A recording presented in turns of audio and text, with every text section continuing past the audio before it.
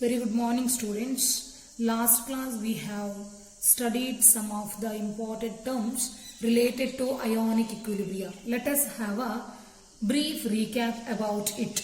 That is, introduction to equilibria, that is especially introduction to ionic equilibria by studying some of the important terms such as electrolytes, non-electrolytes, type of electrolytes, similarly degree of ionization or degree of dissociation, that is alpha, and also factors affecting degree of dissociation, as well as different concentration terms, as well as different terms of acids as well as bases. Especially you all know basically acids are sour in taste and they can turn generally blue litmus to red. Bases are bitter in taste and turn red litmus to blue.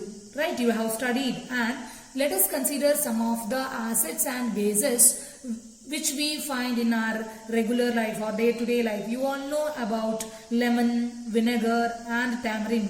These are the substances which has got acids. Addition to that, especially in our body, especially in gastric juices, we can find HCl. It is one of the acids. Similarly, when you come across bases, washing soda is the best known example for base. And in detail, we have studied three theories regarding to acids and bases, that is Arrhenius theory, Bronsted-Lowry theory, as well as Lewis theory of acids as well as bases.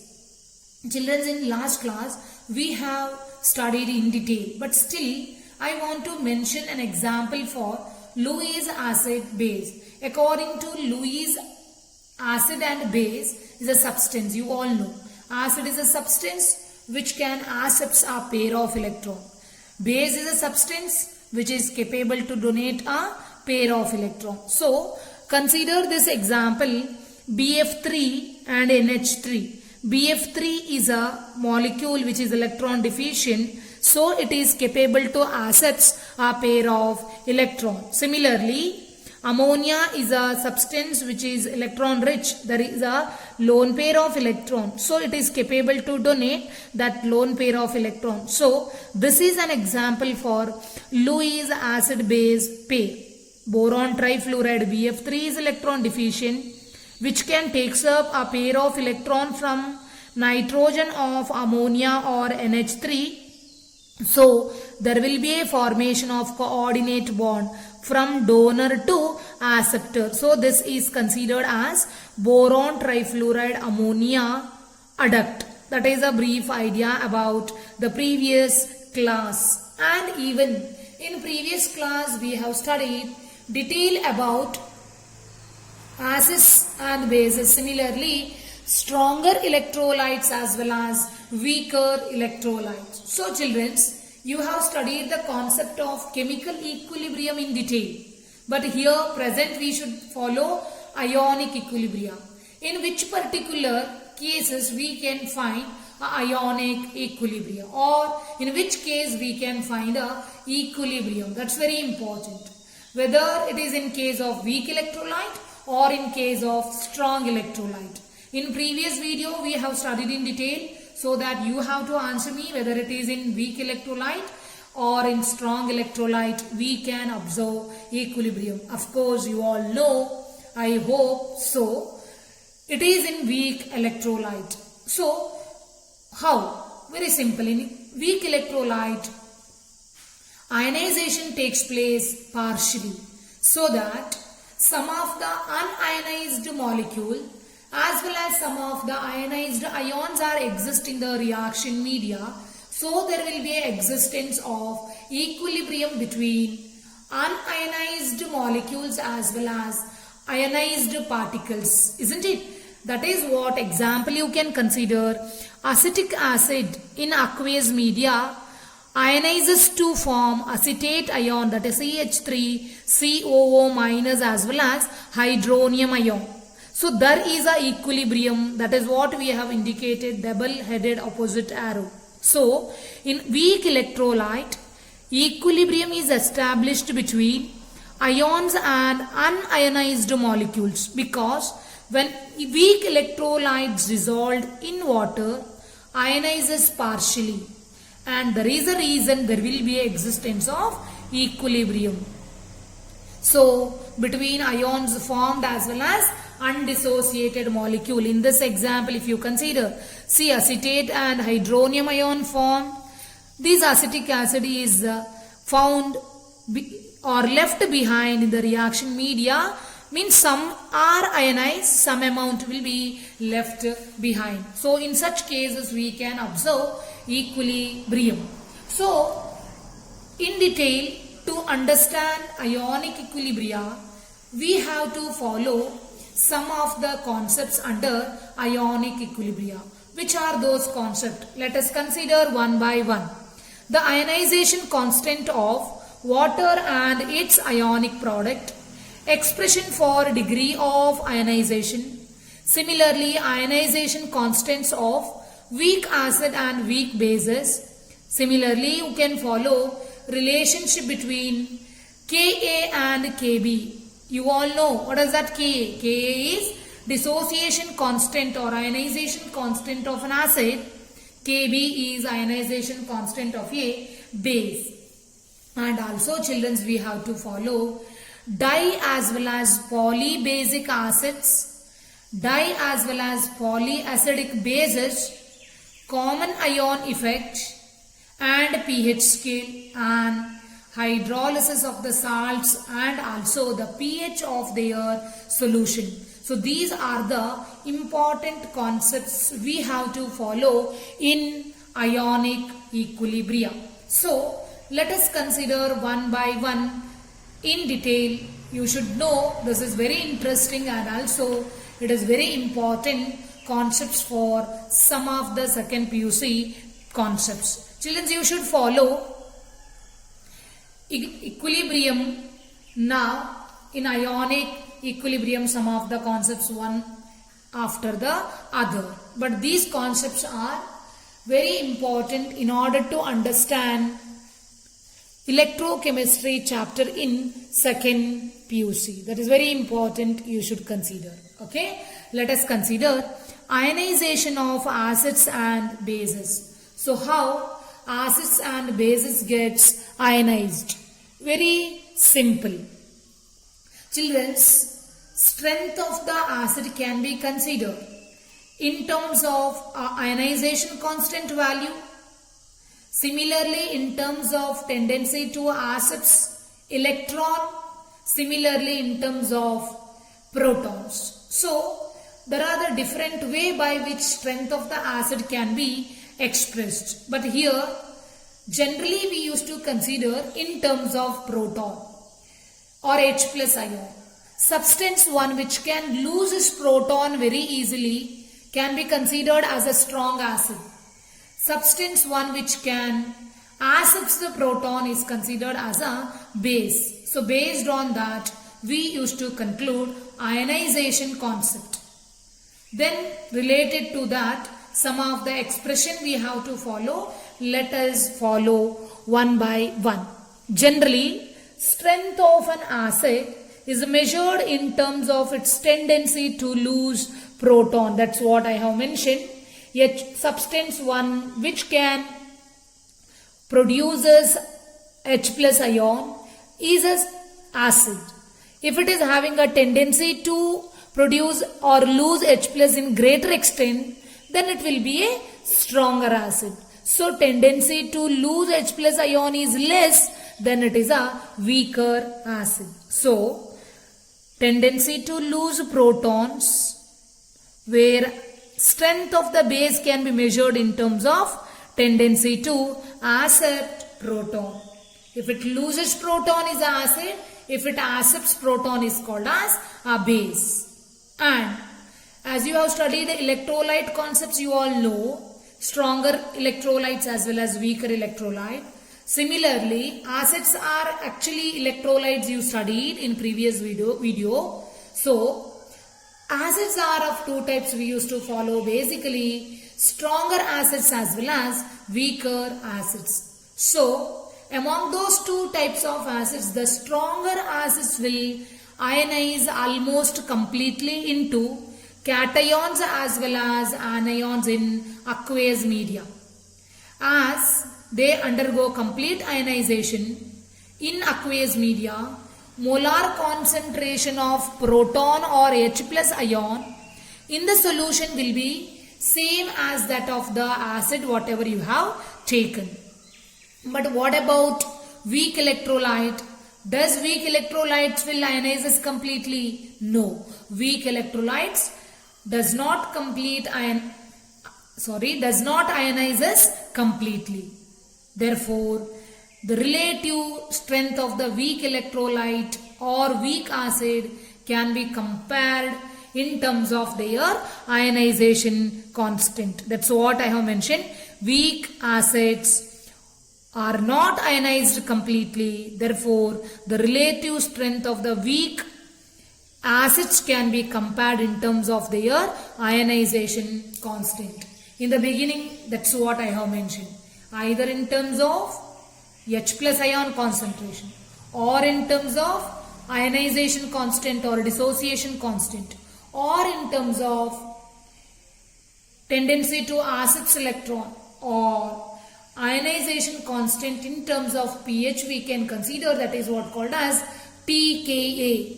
Further you are going to study in detail about that pKa. Let us first consider about ionization constants of weak acid. For example, the ionization equilibrium of an acid, weak acid, will be taken as HA, general representation. HA in aqueous media along with the water will undergo ionization to form H3O plus as well as A minus. Children, again you can consider this is a conjugate acid base pair. You all know what is a conjugate acid base pair? Conjugate acid base pair is a one which is differed by a proton or one proton. HA is an acid. Here water can act as a base. It loses proton. HA can loses proton. Who will accept? Water can accept. So we used to consider HA is acid. So hydronium ion is its conjugate base. And HA loses H plus ion. It is taken by this. So what will be its conjugate base? A minus will be conjugate base for HA. Okay, remember HA is an acid. A minus is its conjugate base. H plus ion which is released by HA can be accepted by water, so that water can act as a base here. So by accepting it can produces hydronium ion, so that for water hydronium ion or also mentioned as H plus, it is a conjugate acid. Remember, for HA, A minus is conjugate base. For water acts as a base, hydronium ion is a conjugate acid. That is very important criteria. I just give a recap whatever you have studied in previous video, that is Bronsted-Lowry theory of acids as well as bases. According to that, a conjugate acid base pair you have studied. Now for this ionization reaction of acid, you apply law of chemical equilibrium. You all know law of chemical equilibrium very well. So that Ka will be equal to product of molar concentration of the products to that of products of molar concentration of the reactant. But pure water, its concentration can be taken as unity. So it can be taken as dissociation constant. Ka will be concentration of the product to that of concentration of the reactant. So that children you can follow. Ka is a ionization constant with respect to acid. Similarly, we should continue with the base also later. Now, Ka value indicates strength of an acid, as I mentioned. Higher is the H plus ion concentration in terms of proton, stronger acid. Similarly, in terms of ionization constant Ka, value indicates strength of the acid. If the Ka value is high, then acid will be stronger. That is, higher concentration of hydronium ion or H plus ion, then stronger will be the acid. If its concentration is low, weaker will be the acid, or in another hand we can say dissociation constant value, that is Ka value is small, then acid will be weaker. The same concept can also be considered in terms of pKa. pH concept of Ka, that is you will study further, but just I have mentioned pKa is negative log of Ka, dissociation constant. So as it is a negative, then we used to say smaller value will be larger, right, magnitude. So that we used to consider smaller is the pKa value, then stronger will be the acid. This is a way by which strength of an acid can be expressed. So for the same, one more related concept we should follow, that is expression for degree of ionization or degree of dissociation, or it can be also considered as relative strength of the acid. How we can predict the relative strength of the acid? According to a law called as Ostwald's dilution law, and it is applicable only for weak acids. Example we will consider HA. So for that, let us consider an initial concentration of weak acid HA as C mole per dm cube and its degree of ionization alpha. Already in previous unit we have discussed what is degree of ionization, that is alpha, and also some of the factors affecting alpha in detail we have studied. So I'll directly come to the concept. Dissociation reaction I have considered. So initial concentration, as only reactant is available in the reaction media, C. Its concentration is taken as C. Water is large excess, it's neglected.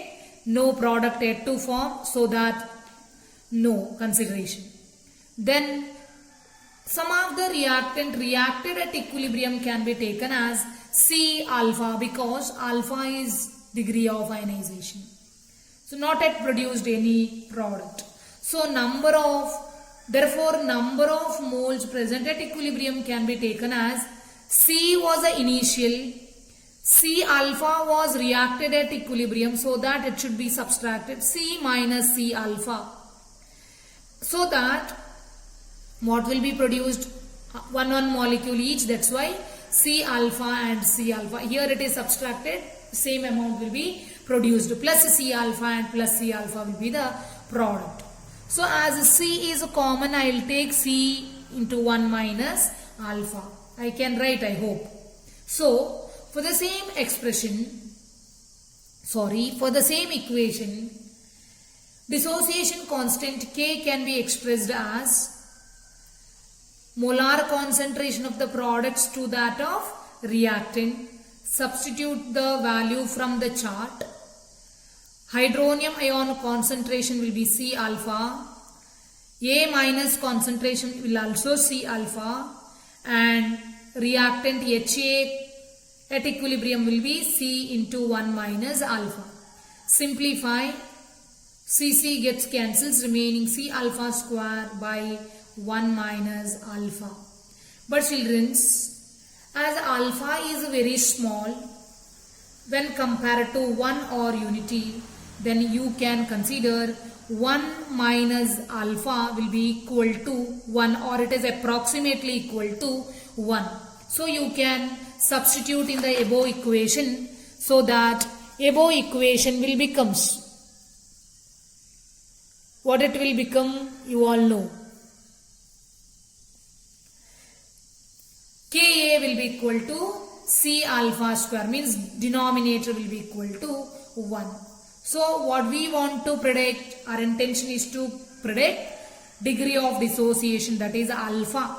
So in this expression alpha square, just rearrange, you will get alpha will be equal to root Ka by C, right?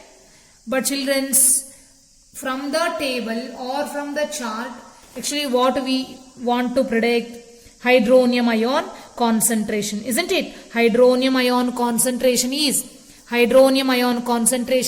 C alpha, right? From above chart. So based on that, you can also substitute the value if you want, just for competitive examination point of view. Hydronium ion concentration will be equal to C alpha. Substitute the value from the above expression, equation 3, and you can rearrange, you will get, right? Yeah, as I mentioned earlier, dissociation constant of weak acid can also be represented in terms of logarithmic value or pH scale, that is pKa, that is negative log of Ka. If the value of pKa is small, then acid is stronger, and vice versa. I have mentioned nothing but if the pKa value is large, acid will be weaker. Okay, then consider one more point, that is alpha. What does it stands for? Very simple, it is degree of ionization. You have studied in previous video, that is a recap again. The number of moles dissociated at equilibrium to that of initial number of moles of substance. Total, how much concentration of the reactant you have taken, and numerator will be number of moles dissociated at equilibrium. That is very important. These concepts I used to explain in detail just for competitive examination point of view. Next, children, you should follow one more point under this expression, that is for a weak acids, especially two different weak acids, if you consider with the dissociation constant Ka1 for a first acid, Ka2 for a second acid, but concentration will be same, C1. What will be the expression for alpha? Alpha 1 divided by alpha 2 will be equal to root Ka1 by Ka2. This is with respect to dissociation constant or ionization constant for a weak acid Ha. Similarly, for weak base we can follow. Weak base, either you can consider BOH or you can consider it as MOH, hydroxide, corresponding hydroxide.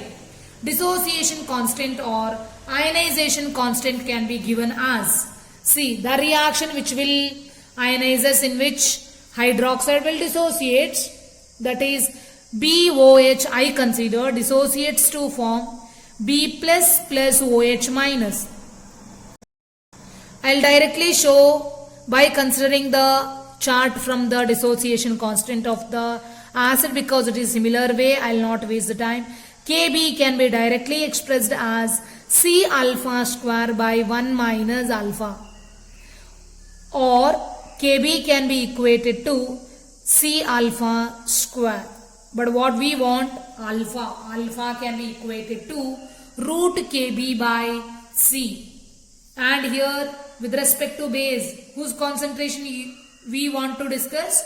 It's the concentration of hydroxide ion, OH minus. C alpha from the chart, substitute the value, so that will be root Kb into C. And children's, very important thing you have to note here, that degree of ionization of a weak electrolyte is inversely proportional to the square root of its molar concentration. That is what?